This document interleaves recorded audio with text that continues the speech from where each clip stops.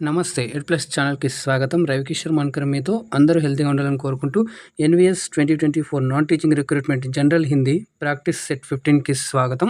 ఇక్కడ ఎవరైతే ఆంధ్ర అలాగే తెలంగాణ నుంచి ఏవైతే అన్ని పోస్టులు ఉన్నాయో దీంట్లో పలు పోస్టులు ఉన్నాయి కదా! సో, ఈ పలు పోస్టులకి ఎవరైతే అప్లై చేస్తున్నారో వాళ్ళందరికీ కూడా కామన్‌గా జనరల్ హిందీ క్లాస్ అండి ఇది. కొంతమంది మాకు సెపరేట్‌గా చేయండి, మాకు సెపరేట్‌గా చేయండి అని డిమాండ్ చేస్తున్నారు. అంటే అడుగుతున్నారు, రిక్వెస్ట్ చేస్తున్నారు కాబట్టి. సో, అలా ఏం లేదండి. అందరికీ కలిపి ఇది కామన్‌గా అయితే చేయడం జరుగుతుంది. ఎందుకంటే కొన్ని పోస్టుల్లో ఇది 10 మార్కులకు అడగడం జరుగుతుంది. కొన్ని పోస్టుల్లో 15 మార్కులకు అడగడం జరుగుతుంది కాబట్టి ఇక్కడ అందులో నెగెటివ్ మార్కింగ్ ఉంది కాబట్టి చాలా మనం ఈజీ అంటే ఈజీ మెథడ్‌లో మాకు అసలు రాదు సార్, మాకు చాలా ఇబ్బంది అన్న వాళ్ళకి కూడా తెలుగులో ఎక్స్‌ప్లెయిన్ చేస్తూ మనం జీరో టు హీరో లెవెల్‌లో నీట్‌గా ఎక్స్‌ప్లెయిన్ చేస్తూ చేస్తున్నామండి. ఇంకా ఇప్పటివరకు ఎవరైతే చూడలేదో కింద మీకు ప్లేలిస్ట్ లింక్ అయితే ఇవ్వడం జరిగింది. టాపిక్ ఏదైతే ఇప్పుడు చేయడం జరుగుతుంది రాబోయే రోజుల్లో మీకు ఎగ్జామ్ అయ్యేంత వరకు కూడా ఈ క్లాసెస్ అనేటువంటివి కూడా కంటిన్యూ అవుతాయి కాబట్టి మీరు ఎవరు కూడా మిస్ అవ్వద్దండి. ఈ క్లాస్ ప్రతిరోజు ఉదయం 10 గంటలకు ఉంటుంది ఎగ్జామ్ అయ్యేంత వరకు కూడా. అలాగే మీరు నన్ను టెలిగ్రామ్, ఫేస్‌బుక్, వాట్సాప్‌లో ఫాలో అవ్వచ్చు. దానికి సంబంధించిన లింక్స్ అయితే కింద డిస్క్రిప్షన్ బాక్స్‌లో ఇవ్వడం జరిగింది. మీకు సంబంధించి ఏమైనా డౌట్స్, మీకు ఇంకా ఏమైనా అర్థం కాకపోయిందంటే టాపిక్ కావాలన్నా కింద రిక్వెస్ట్ చేసినట్లయితే, మీరు కామెంట్ చేసినట్లయితే నేను దానికి తప్పకుండా అయితే మీకు రిప్లై ఇస్తానండి. ఎందుకంటే నేర్పించాలనే ఉద్దేశం నాలో ఉంది కాబట్టి, నేర్చుకోవాలనే ఉద్దేశం ఉంటే నేను మీకు ఎంతైనా అందించడానికి సిద్ధమేనండి. సో, దాని యొక్క మీ యొక్క సపోర్ట్ కావాలి. అయితే అందరూ లైక్ చేయండి, షేర్ చేయండి, ఛానల్‌ని సబ్స్క్రైబ్ చేసుకొని పక్కన ఉన్న సింబల్ నొక్కి ఆల్ అని తెలుసుకున్నట్లయితే నేను చేసే ప్రతిది కూడా మీకు మొదటగా నోటిఫికేషన్ రూపంలో అయితే వస్తుందండి. అయితే మీలో ఎవరైనా అయితే గాని డీఎస్సీ హిందీ కోసం ప్రిపేర్ అవుతున్న వారైతే తెలంగాణకి అలాగే ఆంధ్రప్రదేశ్‌కి 2024 గాను సో, మరి వారికి కూడా అయితే రాత్రి 9:30 గంటలకైతే లైవ్ అయితే చేయడం జరుగుతుంది. అది అక్కడ ఫ్రీగా క్లాస్ అందించడం జరుగుతుంది. కంటెంట్ ప్లస్ అన్నీ కూడా పర్స్పెక్టివ్స్ ఇన్ ఎడ్యుకేషన్ కానివ్వండి, మెథడాలజీ కానివ్వండి, మొత్తం టోటల్‌గా 80 మార్క్స్‌కి అయితే మనం చేయడం జరిగింది. అలాగే గ్రాండ్ టెస్ట్ కూడా చేయడం జరిగింది. ఎవరైనా మీరు చూడకపోయింటే కూడా చూడండి. దానికి కింద లింక్ అయితే డిస్క్రిప్షన్ బాక్స్‌లో ఇవ్వడం జరిగింది. అక్కడ నుంచి మీరైతే చేసేసుకోవచ్చండి. సో, ఇలాగ మనం ప్రతి ఒక్క టాపిక్ కూడా నీట్‌గా చేసుకుందామండి. ఎవరు కూడా మిస్ అవ్వద్దండి. ఈ ఎన్‌వీఎస్ ఏదైతే క్లాస్ ఉందో మార్నింగ్ 10:00 ఉంటుంది. అదే డీఎస్సీకి సంబంధించి క్లాస్ వచ్చేసి నైట్ 9:30 పీఎంకి అయితే లైవ్ ఉంటుంది. ప్రతిరోజు మనకి ఎటువంటి పరిస్థితులు ఉన్నా ఏమున్నా కానివ్వండి, కనీసంలో కొన్ని క్వెషన్స్ తీసుకోవడం జరుగుతుంది. మీకు ఇక్కడ ఈ ఎన్‌వీఎస్ నాన్ టీచింగ్‌లో మీకు ఒకరోజు 10 క్వెషన్లు, ఒకరోజు 15 క్వెషన్లు తీసుకొస్తున్నాను. అదేంటంటే మనకి ఎగ్జామ్‌లో కూడా అలా అడుగుతారండి. సో, 15 క్వెషన్స్, 10 క్వెషన్స్ ఉన్నాయి కాబట్టి ఆ విధంగా అయితే నేను తీసుకోవడం జరుగుతుంది. సో, మరి మీ యొక్క రిక్వెస్ట్ మేరకు అయితే మళ్ళీ నేను ఇంకా మంచిగా అందించే ప్రయత్నం చేస్తున్నాను. అందుకని మీ యొక్క ఫీడ్‌బ్యాక్ అనేటువంటిది చాలా అవసరం అండి. సో, ఇక్కడ మనం ఈరోజు మొదటి ప్రశ్న కూడా చూసేద్దాము. ఈరోజు మరి ఒక టాపిక్ అయితే తీసుకోవడం జరిగింది. ఈరోజు మంచి టాపిక్ అండి. ఇది చూసుకున్నట్లయితే కౌన్ సా శబ్ద్ తత్సమ్ హై. ఇంతకుముందు అడగడం జరిగింది. మాకు తత్సమ్ శబ్ద్, తత్భవ శబ్ద్ గురించి కూడా క్లాసులు చేయండి. అలాగే గ్రామర్ క్లాసులు చేయండి అని రిక్వెస్ట్ చేయడం జరుగుతుందండి. సో, అయితే నేను అన్నీ కూడా చేస్తానండి. మీరు ఓపికగా రోజు వచ్చేటువంటి ఏవైతే ఉన్నాయో అన్ని వీడియోస్ చూసినట్లయితే మీకు ప్రతి ఒక్క టాపిక్ అనేటువంటిది క్లియర్‌గా, ఈజీగా తెలుగులో చాలా సులువుగా అర్థమవుతుంది. ఇంకా మీరు ఏమైనా దానికి తోడుగా మీరేమైనా సజెషన్స్ గానీ, ఇంకా ఏమైనా ఈ వేలో చెప్తే బాగుంటుంది సార్ అని మీ యొక్క ఆలోచనలు ఇచ్చినట్లయితే దాన్ని ఆ విధంగా కూడా మంచిగా అందించే ప్రయత్నం అయితే చేద్దామండి. సో, ఈ సీరీస్‌ని మీరు ఆదరిస్తున్నారని భావిస్తున్నాను. మరి కౌన్ సా శబ్ద తత్సమ్ హై అన్నారు. సో, ఇక్కడ మనం చూసుకున్నట్లయితే ఈ తెలుగులో ఏవైతే ఉన్నాయో తత్సమ్, తద్భవం అని చెప్పేసి మనం శబ్ద భేద్ అని చెప్పేసి ఒక వీడియో చేసాం. ఇంతకుముందు క్లాస్ అయితే చేసాం. ఆ క్లాస్‌లో ఆ శబ్ద భేద్ వచ్చినప్పుడు డిఫరెన్సెస్ చెప్పుకున్నాం. అయితే ఉత్పత్తికి ఆధార్ పర్, రచనకి ఆధార్ పర్, అలాగే మళ్ళీ ప్రయోగ్‌కి ఆధార్ పర్, అర్థకి ఆధార్ పర్ అని చెప్పేసి మనం చెప్పుకున్నాం. అయితే నిన్నటి వరకు కూడా మనం ప్రయోగ్‌కి ఆధార్ పర్ అని చెప్పేసి వికారి, అవికారి, వికారిలో వచ్చేసి సంజ్ఞ, సర్వనామం, క్రియ, విశేషణం ఇవన్నీ చెప్పుకున్నాం. అవికారిలో వచ్చేసి మనం ఒకరోజు ఈ క్రియా విశేషం గురించి చెప్పుకున్నాం. ఇంకొక నిన్నటి లైవ్ క్లాస్‌లో ఈ క్లాస్‌లో ఏదైతే ఉందో అక్కడ మనం ఏం చేసుకున్నామంటే మొత్తం అన్ని 4 ఏవైతే ఉన్నాయో అవ్యయి, అవికారి అంటే అవ్యయి అంటే ఎటువంటి మార్పు చెందవు. అవన్నిటిని కలిపి ఒకటే క్లాస్‌లో చేయడం జరిగింది. ఇంకా ముందు రోజుల్లో కూడా దానికి సంబంధించిన ప్రశ్నలు కూడా అయితే ఫస్ట్ మనం టాపిక్స్ అన్నీ కూడా ఒక్కో రోజు అన్ని కవర్ చేసిన తర్వాత అన్ని టాపిక్స్ కలిపి అన్ని టాపిక్ నుంచి ఒక్కొక్క క్వెషన్ చేసి మీకు మల్టిపుల్‌గా అయితే మీకు వీడియోస్ అయితే అందించడం జరుగుతుంది. మీకు కావాల్సిందల్లా ఒక సపోర్ట్ అండి. సో, మీ యొక్క సపోర్ట్ అయిన కొత్త ఉత్సాహం, కొత్త ఎంకరేజ్‌మెంట్. సో, ఇక్కడ తత్సం అని చేసుకున్నట్లయితే ఇప్పుడు ఇది వచ్చేసి మనకి వ్యుత్పత్తికే ఆధారపర్ అని చెప్పేసి స్టార్టింగ్‌లో ఉంటుంది. రైట్. వ్యుత్పత్తికే ఆధారపర్ అని చెప్పేసి మనం ఆధారపర్ అని చెప్పేసి శబ్ద భేది ఎన్ని అని చెప్పుకున్నామంటే 4 అని చెప్పుకున్నాం. రైట్. ఈ 4 ఏంటేంటివి సార్ అన్నట్లయితే ఒకటి వచ్చేసి మనకి తత్సము. రైట్. మరి రెండవది వచ్చేసి తద్భవ్. మరి మూడవది వచ్చేసి దేశజ్.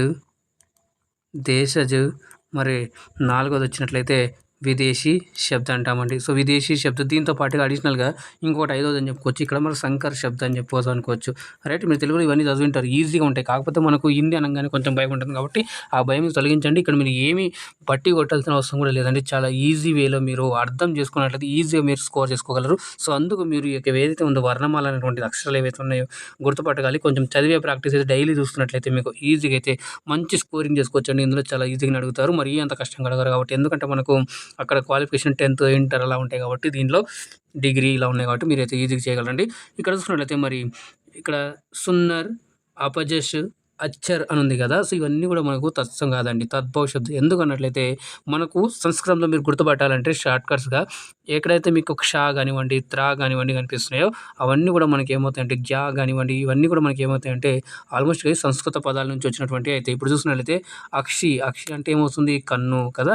సో, మరి అలాగా మరి నేత్ర అన్నా కూడా కన్ను అలాగా వస్తుంది కాబట్టి ఇక్కడ చూడండి శుశ్రూష, శుశ్రూష అనేటువంటిది మనకు ఇది తత్సమ శబ్దం అవుతుంది. ఇది మనకు ఈ ప్రశ్నకి కరెక్ట్ ఆన్సర్ అవుతుంది. మరి మిగతావి ఏంది సార్ అన్నట్లయితే మిగతావి ఏముండాలి సార్ అన్నట్లయితే మరి దీన్ని చూసుకున్నట్లయితే సుందర్ అని రాసుండాలి. సుందర్ అని ఉండాలి. నెక్స్ట్ అపజస్ అని ఉంది కదా! ఇది అపయష్ అని ఉండాలి. అపయష్ అని ఉండాలి. నెక్స్ట్ చూసుకున్నట్లయితే మనకి ఫోర్త్ ఆప్షన్ అచ్చర్ అని ఉంది కదా! అచ్చర్ అంటే అక్షర్. ఇంతకుముందు నేను చెప్పాను కదా! సో, ఈ మీరు ఇక్కడ క్ష ఏదైతే ఉందో ఇది మనకి తత్సంలో వస్తాయి. సో, మనకి ఇక్కడ చ ఉంది. సో, అందుకని మనకు option A is the right answer అవుతుంది. నెక్స్ట్ ప్రశ్న చూద్దాం. ఇక్కడ చూడండి जो शब्द संस्कृत से सीधा हिंदी में प्रयुक्त होते हैं उसे क्या कहते हैं అంతే కదా సంస్కృత పదాలు డైరెక్ట్గా వచ్చి ఏదైతే కానివ్వండి ఇప్పుడు తెలుగులో చూసుకున్నట్లయితే మీరు సంస్కృత పదాలు డైరెక్ట్గా తెలుగులో వచ్చి అదే పదాలు మనం వాడినట్లయితే మనం ఏమంటాం దాన్ని అదేమంటామంటే సత్సమ పదాలు అని అంటాం. సో అలాగే హిందీలో కూడా అవే పదాలు హిందీలో వాడినట్లయితే ఏమంటారంటే తత్సమ పదాలు అని అంటారు. సో తత్సమ పదాలు అని ఎక్కడ ఉందో చూడండి ఆప్షన్ సిలో మనకు ఇది అనేటువంటిది కనిపిస్తుంది. సో మన యొక్క ఈ ప్రశ్నకి ఆప్షన్ సి ఆప్షన్ ఇది అనేటువంటిది కరెక్ట్ ఆన్సర్ అవుతుంది. రైట్. సో ఇలాగ మనమైతే చేయాలి. మరి మిగతావన్నీ కూడా మరి దేశజు అంటే లోకల్ లాంగ్వేజ్‌లో ఏవైతే కొత్త పదాలు ఉంటాయో అవి మనకు దేశజ్ కింద వస్తాయి. విదేశజ్ అంటే వేరే దగ్గర నుంచి వస్తాయి. ఇప్పుడు చూడండి ఫార్సీ ఉంది వేరే లాంగ్వేజ్, వేరే కంట్రీ లాంగ్వేజ్. అలాగే ఉర్దూ, అరబీ ఉంది. అవన్నీ కూడా మనం ఆ పదాల్ని తీసుకొచ్చి మనం హిందీలో వాడినట్లయితే అవి ఏమవుతాయంటే విదేశీ పదాలు అవుతాయి. సో ఇలాగ మనకి తద్భవ్ అంటే ఏదైతే సంస్కృతం నుంచి వచ్చేసి మళ్ళీ ఇక్కడ వచ్చిన తర్వాత అవి మార్పు చెంది వేరే పదంగా వచ్చి మారతాయో అప్పుడు మనకు అది ఏమవుతుందంటే అది తద్భవ శబ్దం అనేటువంటిది అవుతుంది. రైట్. నెక్స్ట్ ప్రశ్న చూడండి మూడవ ప్రశ్న హల్దీ కా తత్సమ్ శబ్ద్ క్యా హై? హల్దీ అంటే ఇక్కడ పసుపు అండి.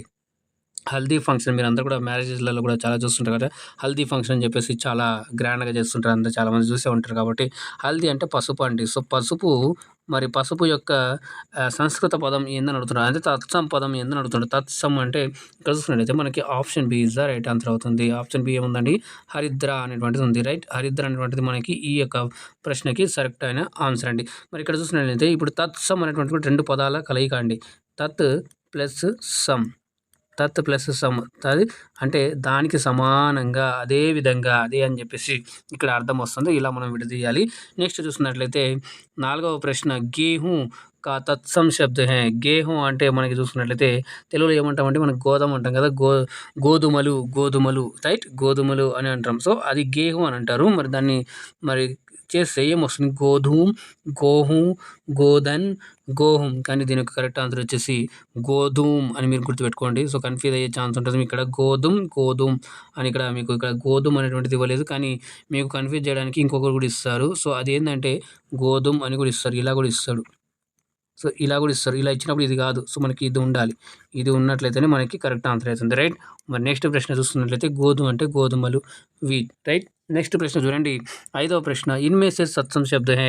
ఈ కింద ఇచ్చినటువంటి ఇన్‌మే అంటే ఇందులో రైట్. మీకు తెలుగులో కూడా రాస్తాను. ఎందుకంటే మీకు ప్రశ్నలు వచ్చినప్పుడు ఇది అనేటువంటి మీకు క్లియర్‌గా అర్థం అవ్వాలి ఎగ్జామ్‌లో. ఇందులో ఇన్‌మే సే అని అనుకో. నిమ్నలిఖిత్ అని వస్తుంది ఇంకొక పదం. నిమ్నలిఖిత్ అనేటువంటిది కింద ఇచ్చినటువంటి వానిలో అని వస్తుంది. దీన్ని చూసుకున్నట్లయితే కరోడు, తేలు, పీపలు, దిను. మరి ఇక్కడ చూసుకున్నట్లయితే సంస్కృత పదం ఏది ఉందయ్యా? తత్సమ్ శబ్దం ఏది ఉన్నాయా అంటే మరి ఇక్కడ మనకు ఆప్షన్ డి అనేటువంటిది ఇక్కడ కరెక్ట్ ఆప్షన్ వస్తుంది. రైట్. ఈ తత్సమ్ అనేటువంటిది కరెక్ట్ ఆప్షన్ అవుతుంది. రైట్. ఇంక దీనికి ఇంకోటి దివస్ కూడా అని వస్తుంది. రైట్. మీరు గుర్తుపెట్టుకోండి జస్ట్ ఇలాగ మనం సాల్వ్ చేసుకుంటూ వెళ్ళాలి. ఎలిమినేషన్ మెథడ్‌లో చేసినట్లయితే మనం ఈజీగా క్వెషన్స్ అనేవి సాల్వ్ చేస్తాం. 6వ ప్రశ్న చూడండి జో శబ్ద్ సంస్కృత్ నికల్ కర్ यहाँ पर నికల్ కర్ అని ఉండాలి. కర్ అని అంటే వచ్చి బయలుదేరి హిందీ మే బదల్ జాతా హై తో ఉసే క్యా कहते हैं. ఇంతకుముందు చెప్పాను స్టార్టింగ్‌లో తత్సమ్ శబ్దం చెప్పేటప్పుడు తద్భవ శబ్దం ఏమవుతుంది అని చెప్పాను.